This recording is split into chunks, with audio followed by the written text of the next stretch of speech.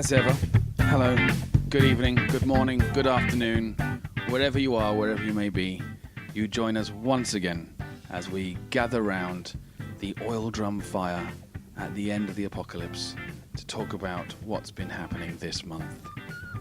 Ben, how are you? I'm very good, thank you. It's a pleasure to be here, as always. Claire, would you like to say some words at the beginning of the podcast? I think you've done such a good job that there's nothing more needed to be added. And that's the end of this month's podcast. We're finished for this month. Thank you everybody for listening. When we will be talking about taxidermy. Once again, rejected. So, we haven't seen Claire for a few days because she's been off Dunhuland. Ah, yes, I believe she has been in Scotland. Scotland, which is a region at the top of England. It's like a part of England. I believe the capital is Gambas. Is that correct? Well, it's London, really, because it's. Tell us about home, Claire. How was it? Well, firstly, listeners, I think the boys have to go back to school and do a little bit more geography, particularly north of the border geography. But it's part of all that reference to a border again. Do you see that, Ben? North of the border. What, you mean that 3-foot wall? And she. That's to keep you lot out. That's a reference to Hadrian's Wall. Have you noticed actually she hasn't made any admiring comments about our beautiful bit of wall art that was there especially for her on her return? That's because Ben already sent me a picture of it. Ah, I knew it was there. We are of course referring to the beautiful St Andrew's Cross, which adorns our studio wall. So yes, Claire, tell us, how was things in Scotland? Lovely, very green. Let's talk about the weather. Rainy and cold, but perfect. Very nice. This is the thing. Very nice. This is the thing about weather and beautiful countryside. You can't have both. You can't have both a beautiful country and beautiful weather. Although I have to say, woke up on Saturday morning. It was beautifully sunny day, and we were in a little lodge. Opened the doors onto the balcony, and it was just green with blue sky. It was gorgeous. Where was this? Kilcrew Castle. That I don't recognise. Out towards Stirling. Oh, very nice. Very, very nice. Very nice. On the cusp of the Trossachs. Click on the links to understand what the hell they're talking about. Like I said, Ben needs to do some more geography. Yeah, fair enough. Ben, what have you been up to since we last quaffed the podcast biscuit? I've just been sat at home waiting to do the next podcast. That's what I do between the podcasts. I just sit in my apartment and dream about what we're going to... This conversation that we're having now. He dreams about taxidermy. He does. Taxidermy. He has a mild One obsession. day I will have my taxidermy podcast. Well, we'll invite one on, shall we? A taxidermy? A taxidermist. Yes, exactly. So Ben has decided to dodge the confession that him and I both got ridiculously drunk over the bank holiday weekend. So drunk, in fact, that we are now both pursuing a late New Year's resolution to go dry for a while. Go dry obviously refers to not consuming alcohol. You see? This brings us nicely to the topic of this month's What is the topic podcast. For this month's podcast? It's related to a story that I read recently, because I like to introduce these stories that I read in the newspapers. They're always interesting. About a woman in Sevilla. Yep. Her name was... Horses? Her name was... Carmen Moreno. And she was, in this story, she was responsible for helping to solve a crime. The title of the article is CSI Sevilla, or Crime Scene Investigation Sevilla. She helped her solve a crime by using techniques that she had learnt from the TV program CSI.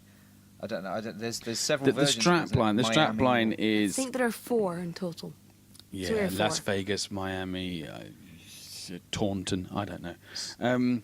It says here, Carmen Moreno collected vital evidence left behind by officers after woman was found dead in Spanish Park. Yeah, she basically picked up some evidence with a plastic bag and kept it and then when the police came back and said, "Oh, we forgot that evidence," she said, "I've got it here."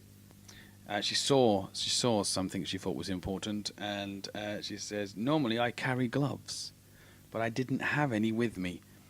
As I'm a big fan of CSI, I used a bag to pick them up so as not to contaminate them, and I put them in another small white bag, which I tied with a knot." This does sound a little bit like picking up the unmentionables after your dog. Yeah, more or less. Basically, I mean, do you have to watch CSI to be a crime scene investigator, or do you need a dog? I don't think so, but I think the point that's being made here is that some people learn skills that they wouldn't ordinarily have from television. So obviously, all three of us as teachers, and many of people out there who have witnessed our teaching skill, we often recommend TV programs as a good way of maintaining or improving your English.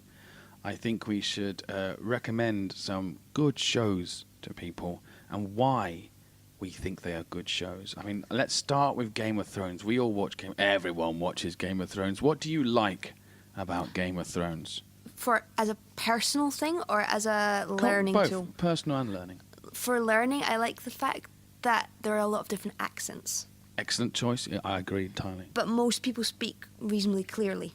That's good old English acting school. Yeah, or Particularly British the acting Lannisters are very easy to understand. They all have very well-spoken accents. But Yes.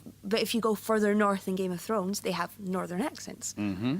I like the difference in accents. I miss that with the dubbing in Spanish. You lose all the accents. I tried to watch Game of Thrones dubbed in Spanish once for about 5 minutes, and as soon as Tyrion opened his mouth, I just went, no, Can't do it. can't do it. It's horrible.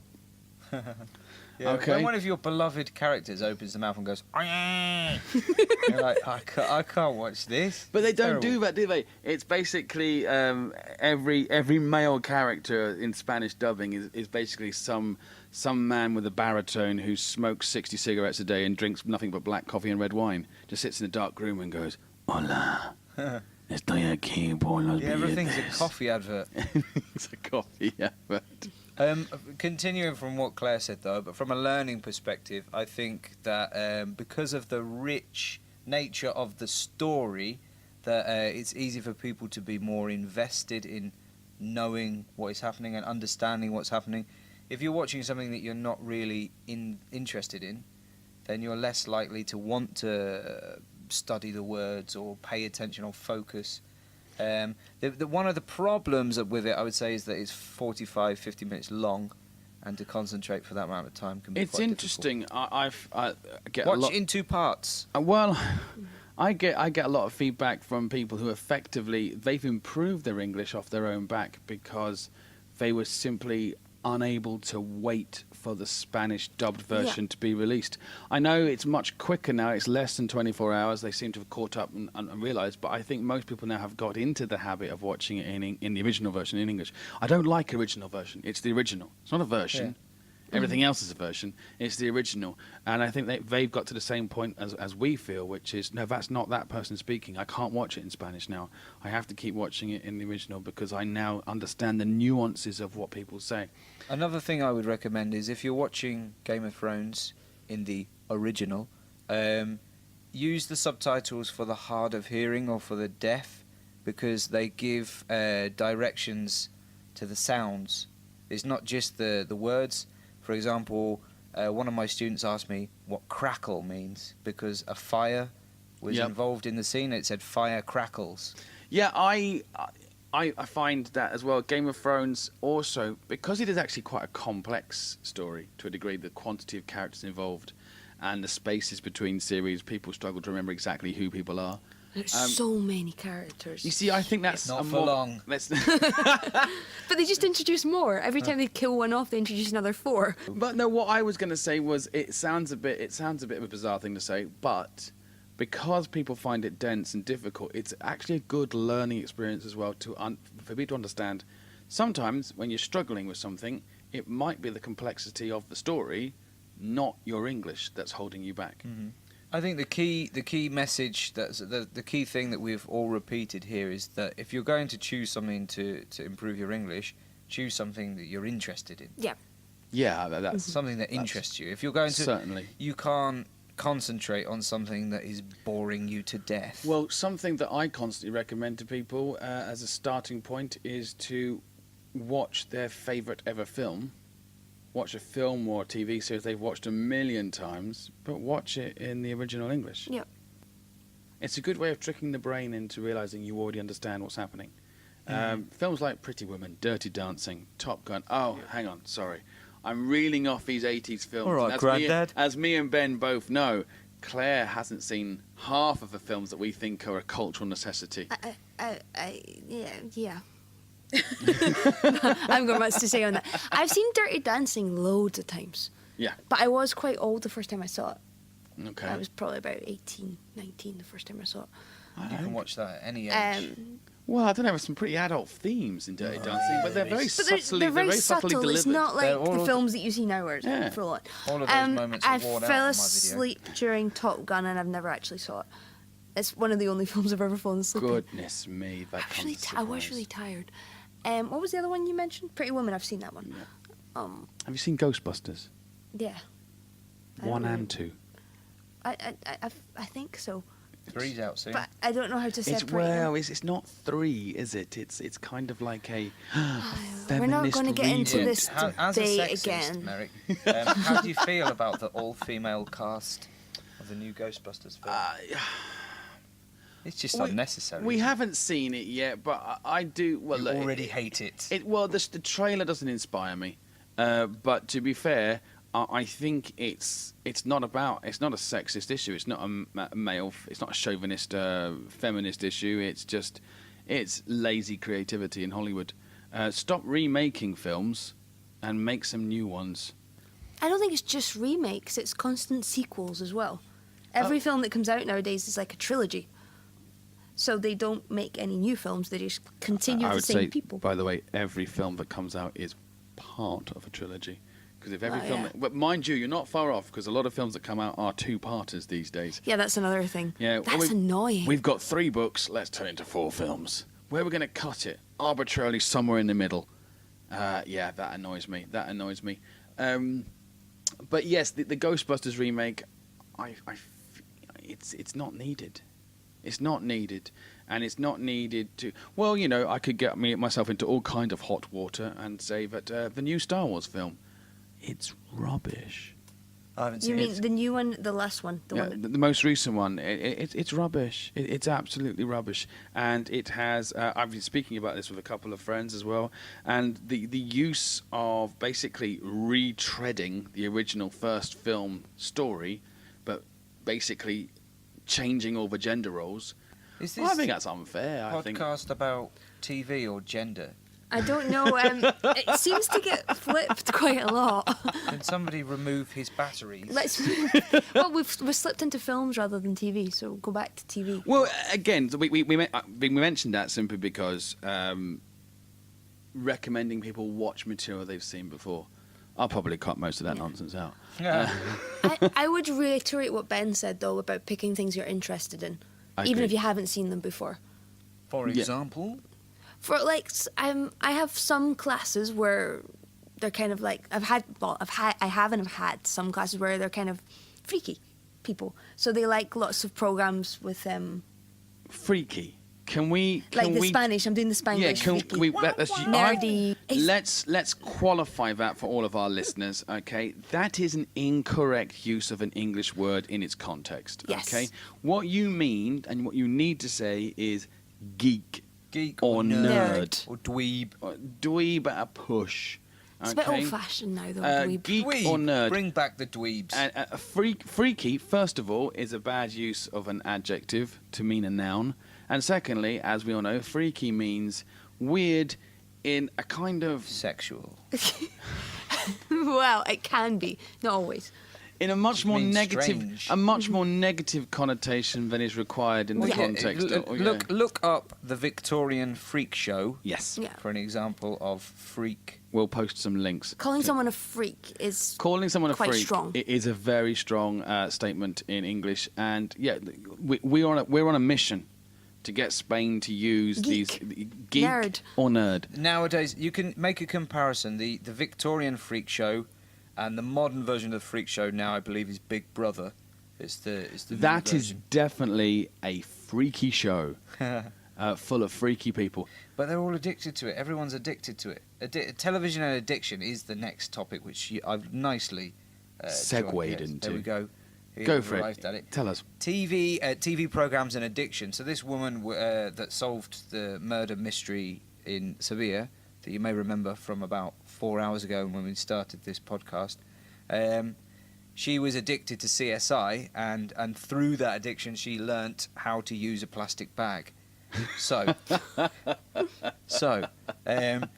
we've all been in the situation where we've watched a TV program and we've enjoyed it so much that we've gone, oh, okay, yeah, I'll watch the next episode. And before you know it, it's a week later, you haven't been outside, you've grown a beard, and you've got 700 missed calls from your work on your phone, and you've just been drinking mouldy milk and crying to whatever program it is you've been watching.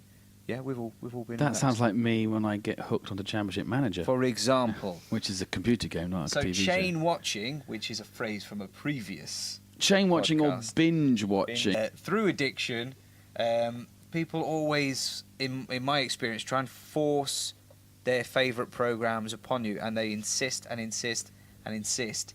Very much like, and you know what I'm going to say, my experiences with people that like seafood, because I hate seafood, right? And the gamba rears its ugly I- head. Get your gambas out of my face.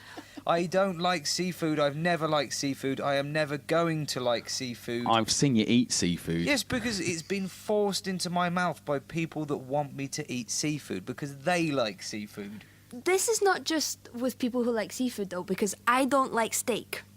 And every Yeah, time but I tell steak's someone, really good. exactly, see, look, he's such a hypocrite. I like seafood, I hate steak. See, he does the same to me. I just I think. I can't never believe you force think. you. I can't believe you think Big Bang's not funny. Yeah, but I won't eat anything with a face. Like, one time somebody bought me a big plate of paella, and on the top there was this little man, this little thing. With his hand He's up. sitting there. He was all like frozen in his last moments of terror, Like a and he Doctor still had Who his bad eyes in. guy. It was horrible, and I was like, "What's that? Is that supposed to be there, or is it crawled onto my plate?" Like, oh yeah, you just rip its head off, eat its innards. They started tearing these little animals apart and eating all of their innards. It's I have the to most say, disgusting thing I've ever seen. that's something I struggle with seafood, or the Spanish phrase marisco, which refers to basically Shellfish. bottom feeders. Yeah. I find it deeply uncomfortable. Even the fish don't eat them. I find it unpleasant because I think to myself, my food should arrive at my plate with my ability to use my knife and fork to place it in my mouth. If I have to continue to rip the animal apart with risk to injury, and some of those spiky little critters can you leave pay your hand. to go to a restaurant for someone to prepare your food. But- I mean, it's one step away and you have from to crack its exoskeleton Exactly. Like, open. you don't have to go out the back of a restaurant and wrestle a cow to the ground and then pull its head off. Although that would make you appreciate steak a whole lot more. Can I ask you appreciate it. guys Very something, though? fine, thank you very Do much. you eat ribs or chicken wings or chicken thighs or anything like that with a big bone in it? Because it's but kind of the same I'm thing. eating but on around. a- No, but I'm eating Really around the bone with Yeah, seafood. but you have The to bone's on the touch outside. the bone and like. No, touching the bone off is the fine. bone. Because also then as well, when I'm not in a restaurant, if I'm eating something on a bone, I could just give the bone to my dog and everyone's happy. Like a horrible Rubik's Cube full of intestines. You have to, like, break it open. Okay, coming back to the TV, I'd like it is a good point, right? Because I originally didn't like the thought of Game of Thrones. I thought it sounded terrible, and I didn't start watching it until everybody else was on season 3. But somebody who's in this podcast and some other friends of mine were like, "Oh, you have to watch Game of Thrones. It's really good." Oh, that wasn't me, by the way. yeah, it was the one who sounds like that. Hello, you have to watch Game of Thrones. It's amazing. Is that me doing a Scottish accent? Yes. That's a Scottish person. and no, it's doing an awesome and I English love it. person Yes, ladies and doing an gentlemen, English we will accent. send Claire back to Scotland for a long weekend, I think every weekend before we do the She, podcast. she forgot to have her injections before she came back. She got a little bit weird. She's just finding her feet and getting back at you. That's what it is. So Ben forced you to watch Game of Thrones. Not just Ben, but a group. They used to meet up every week, and they're like, "Oh, you have to come along. You have to watch Game of Thrones. It's so good." Oh. I have to admit, Ben has a thing where he likes to try and force people to watch Game of Thrones in a communal environment. He wants it's to a very watch. scary program. It, like, Don't want to watch it's it on my literally- own. you know, he sets up these WhatsApp groups and he keeps saying to people, "Come on, where are we going to go? Where are we going to meet?" And actually, I mean, it's not a football game. It's not like going down the This is pub. exactly what I'm talking about. You're too busy at home watching TV. You don't know how to have a normal human relationship with other people. I just Watching want you to TV. come round Watching TV. and watch TV with me so we can hold each other and scream at the right moments and laugh when we're supposed to laugh. I had an experience where the first episode of this new series, I won't mention any spoilers, Claire, Better not. or anybody at home. Please You relax. mean the bit when gets in his... Woo, woo, wooga. Yeah, none of that stuff. No, but Disappointing. because the wife fell asleep, I thought, well, I'm going to watch it. Good company. I'm going to watch it. No, she fell before the program started. Good company. So I thought I'm going to watch it. Got settled into bed, gave a dog a cuddle, and watched it on my laptop with headphones on. Now, I have to say, I could have been there with you. no, in but bed Ben, you see, you're watching talking that. about this communal experience, but actually, I have to say, the one thing that really blew me away about watching this episode of Game of Thrones with headphones on, the sound design is extraordinary. The way the music comes in and out, the sound effects, the background conversations, it is beautifully balanced. It's wonderfully immersive, and you know what? I think it's a better experience watching it with headphones on. Yeah, but I could have Either been that there or a with really you, nice surround sound system. asking you questions. Yeah, I've got the lady. She does that. Like was in asleep. no, as a normal rule, there's normally a part in every episode of Game of Thrones when she goes, "Who's he? What's he doing? Why is he asking her that?" And then things. Obviously, the age old comment. You didn't have to kill him. And she has to say that 3 times every episode. He did have to kill him. One of them had to kill the other one because of. Yeah. And obviously, that's my way of avoiding spoilers. But it is- Spoilers. but They then- didn't exist. Well, spoilers has become a major hassle with social media. You can't, if you are a day behind watching a program like Walking Dead or Game of Thrones, you basically have to avoid your Facebook feed. Mm-hmm. It's ridiculous. That's why Claire's so quiet on Facebook, isn't it? Yeah, well, I don't really use Doesn't Facebook really that have much any anymore friends. anyway, but Zero yeah, friends. I avoid anything that might tell me what's going to happen. There you go. Do you guys both watch Walking Dead? No, I quit. I stopped watching. Is it a spoiler if it's something that happened like last season? Well, it might be for someone. Well, just put in sound effects. When they all started doing that to each other, I stopped watching. When they all started doing that to each other. No, I you just weren't watching The mimed- Walking Dead. You were watching some sort of porn parody, weren't you? You saw what I was doing. I'm miming. Well, yeah, but what you were doing was was the naughty Dead. what you were basically doing was miming one of the core, but it didn't really narrow down at what point you backed out the program When they because all that started does tend eating. that does tend to When happen. T-Dog 7000 got that part of his body cut off. T-Dog 7,000. There's a T-Dog in every season, isn't there? Because they started off with T-Dog, and then he died. And there was I used to watch and it there with was him. A new, Yeah. There was a new version That's of him. it. And I was There like, were "Is that episodes where the token black man was killed, and then there'd be another token black man running literally along 20 seconds later. But going, I think the "Hi, dogs- I'm token black man." Exactly. You go, oh, They thank just goodness changed for the that. letter. It was like it started off with A dog, then there was B dog. You got all the way through to T dog eventually. What is it about American TV shows where they always have to kill the black guy first? I don't just know the why. rules. It just It's always the rules. happens. Well, it's a bit like Star They even Trek, made a isn't joke it? about it in How I Met Your Mother. It's like Star Trek. If you're wearing a red jumper, you ain't coming back alive. Yeah. If you're the sort of character that has even got a second name, or we've never seen before, you're dead. You're dead. And that's it. But there is this thing. There is a massive event at the end of the most recent series of Walking Dead.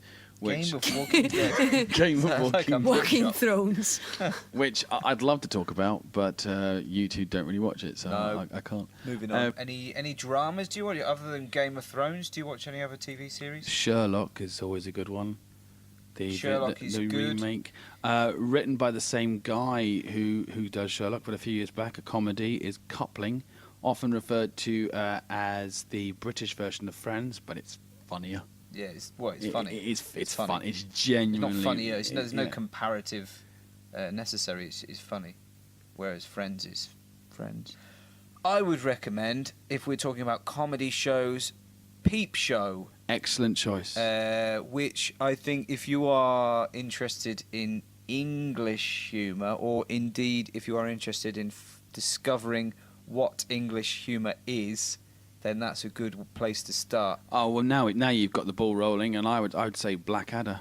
Blackadder is a historical, periodical comedy. Period drama. Periodical. Yeah, right. Not related to chemistry. It's not a quarterly release of scientific papers. Once every period.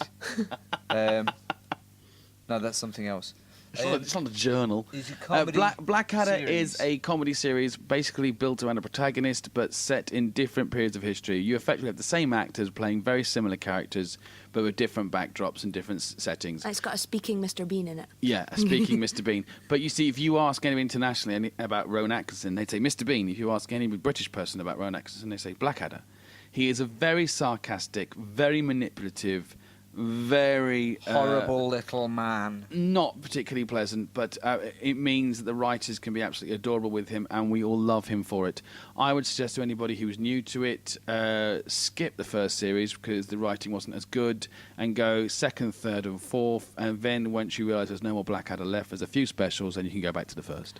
If you are a teenager and you would like to watch a TV series about other teenagers that makes you think that your life is really boring and uninteresting in comparison. The In-Betweeners.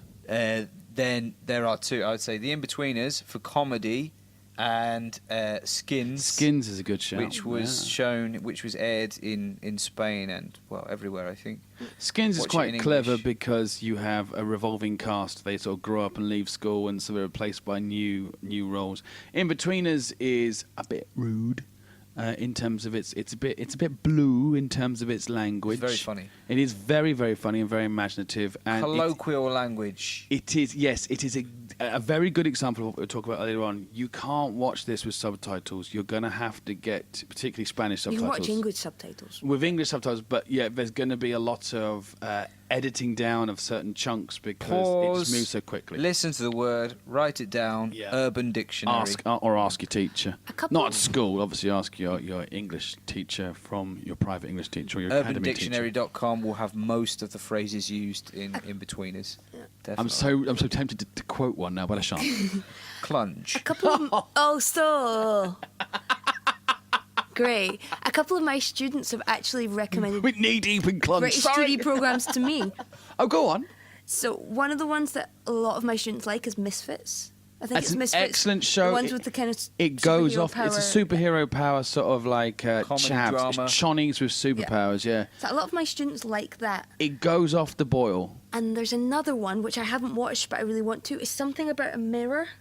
What's Black it called? Mirror. Black Mirror is That is dark. excellent. A lot of a Very couple of my dark. students. Have you seen Black adult Mirror students, yet? I haven't seen it. I've Black Mirror got is, it on my list of when I've Black got Mirror time. is beautiful. Basically, it Charlie is a series Brooker. of non-connected It's a bit like Tales of the Unexpected, but for the modern era, and it's basically morality tales about technology. It sounds like something I'd like, so it's on the list. It's brilliant. Very good. The first one, definite spoilers. I'm not going to mention any. I'm saying watch the first one and then take a deep breath and keep watching the rest because they're not connected and they're not the same. They're very different style Every episode programs. is a new story. And some brilliant writing. Charlie Brooker is a genius. Oh, another one that I Dead watched Set. recently, Inside Number 9. Oh, you've mentioned this to me. It's I've got on my list to watch. fantastic. Yeah. Again, it's very similar to Black Mirror. Every episode is a mini story, and it's dark comedy, which I think appeals to a lot of people. If you like drama, watch it. If you like comedy, watch it. I think there's something for both audiences. Well, we've given quite a substantial list of programs for people to dip into. I'm sure as soon as we leave the studio, we'll all be going, "Oh, damn! I should have mentioned this one." So we'll probably do another one on TV series worth We'll watching. put some links. Yeah, we'll put some links up to some teasers and some tasters. I mean, I quickly do have to squeeze in one of my all-time favourite TV shows, Spaced. Dance, Colin. Dance, Colin. I've never seen the programme, but I know that quote, so got to Click stick on that the in link there. to see a dog dancing. Yeah, well, I don't think that's on YouTube. I'll see if I can find it. Basically, Ben adores it as well. We are relentlessly quoting at each other, which is another very British thing to do, to quote lines back from TV at each other. Bottom is great as well. See, honestly, seriously, we're going to have to wind up now because we've got trams to catch. The trams still run in the zombie apocalypse. But we will do a part 2 on TV recommendation or very piffy, quick reviews like this. We'll do a pod bite. We'll do a little pod bite giving you some more information about, rapid-fire TV recommendations. And they'll give you loads of programs to get on with and enjoy and watch, and then tell us what you think. We've decided with the competition this week that none of you were good enough, so we're not giving any prizes out. Terrible. Very, very poor standard. We're very disappointed. harder. I think everybody was on holiday, to be honest. And next month we won't be talking about taxidermy. And we obviously won't be talking about TV because we've done that. We'll have to have an editorial meeting and find out what we're doing. Until then, thank you very much for listening. We hope that the bed bugs don't bite. And good night. It's good night from me. It's good night from Dad. Good night.